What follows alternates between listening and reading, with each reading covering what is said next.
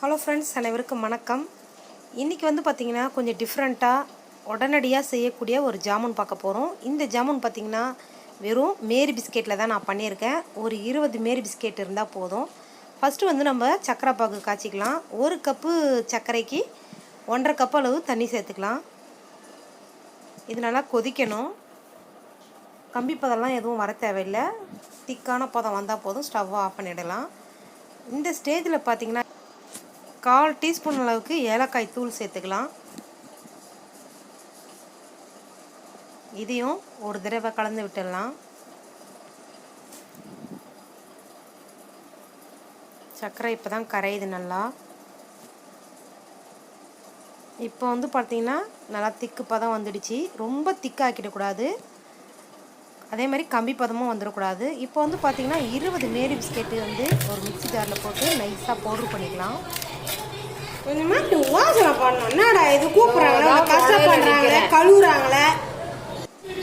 Powder பண்ணி எடுத்தாச்சு. இப்போ ஒரு பவுலில் சேர்த்துக்கலாம். இது கூடவே வந்து பார்த்திங்கன்னா 2 டேபிள் ஸ்பூன் அளவுக்கு கோதுமை மாவு சேர்த்துக்கலாம். கோதுமை மாவு இல்லை மைதா மாவு ரெண்டுத்தில் எதனா ஒன்று சேர்த்துக்குங்க. நல்லா மிக்ஸ் பண்ணிக்கணும். அடுத்ததாக வந்து காய்ச்சி ஆறின பால் இருக்குது பார்த்திங்களா, அதை வந்து கொஞ்சம் கொஞ்சமாக சப்பாத்தி மாவு பதத்துக்கு நல்லா பிசைஞ்சிக்கணும். ஒரு பக்கம் எண்ணெய் காய வச்சுருக்கேன் மீடியம் ஃப்ளேமில். இப்போ வந்து கொஞ்சம் கொஞ்சமாக பால் ஊற்றி பிசைஞ்சிக்கலாம். ரொம்ப பால்லாம் தேவைப்படாது.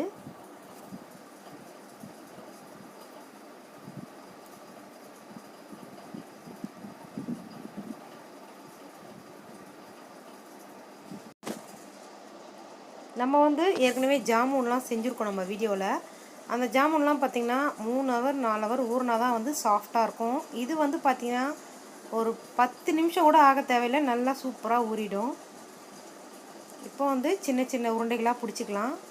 ரொம்ப அழுத்தி அழுத்தி உருட்டிடக்கூடாது, அதே மாதிரி எந்த வித கிராக்கும் இருக்கக்கூடாது. நல்லா அந்த மாதிரி உருட்டிக்கணும். பாருங்கள், எந்த வித கிராக்கும் இல்லை. இதே மாதிரியே நம்ம எல்லாத்தையும் உருட்டிக்கலாம்.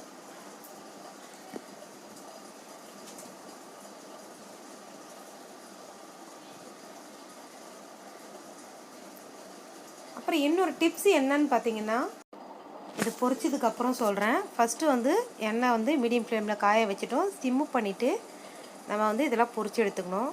ஃபாஸ்ட்டாக இருந்துடக்கூடாது, உள்ளெல்லாம் அப்புறம் வேகாது.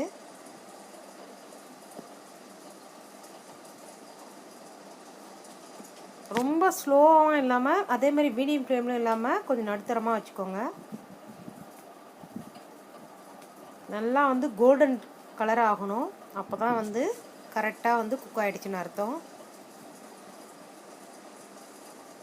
இப்போ நல்லா சூப்பராக வந்து நல்லா சேஞ்ச் ஆகிடுச்சு பாருங்கள், கலரு நல்லா சூப்பராக குக் ஆகிடுச்சு. இதை வந்து பார்த்திங்கன்னா நம்ம உடனே வந்து சூடாக இருக்கிற சர்க்கரை பாகில் சேர்த்துடக்கூடாது. சர்க்கரை பாகு வந்து நல்லா ஆறி இருக்கணும். எதனா ஒன்று தான் சூடாக இருக்கணும். ரெண்டுமே சுட சுட சேர்த்திங்கன்னா அப்புறம் வந்து மேலெல்லாம் வந்து ரொம்ப அப்படியே ஒரு பொசுங்கினா மாதிரி ஒரு இதுவாகிடும். ஜாமுன் வந்து ஒரு ஷேப்பாகவே இருக்காது, மேலெல்லாம் கொலகொலன்னு இருக்க மாதிரி ஆகிடும். எப்போவுமே எந்த ஜாமுன் செஞ்சாலுமே வந்து பார்த்திங்கன்னா ரெண்டுத்தில் எதனா ஒரு பொருள் சூடாக இருக்கணும். ரெண்டுமே சுட சுட இருந்ததுன்னா சரியாக வராது ஜாமுன். இப்போ வந்து ஒரு 5 நிமிஷம் கழித்து பாருங்கள் எவ்வளோ வந்து சூப்பராக நல்லா ஊறிடுச்சின்னு. நீங்களும் வந்து கண்டிப்பாக வந்து இந்த ஜாமுனை ட்ரை பண்ணி பாருங்கள், ரொம்ப ரொம்ப பிடிக்கும். அவ்வளோதான் ஃப்ரெண்ட்ஸ், நீங்களும் வீட்டில் கண்டிப்பாக ட்ரை பண்ணி பாருங்கள். இந்த வீடியோ பிடிச்சிருக்கோன்னு நினைக்கிறேன். இந்த வீடியோ பிடிச்சிருந்தா மை சமையலுக்கு சப்ஸ்கிரைப் பண்ணுங்கள், லைக் பண்ணுங்கள், ஷேர் பண்ணுங்கள், கமெண்ட் பண்ணுங்கள். தேங்க்யூ.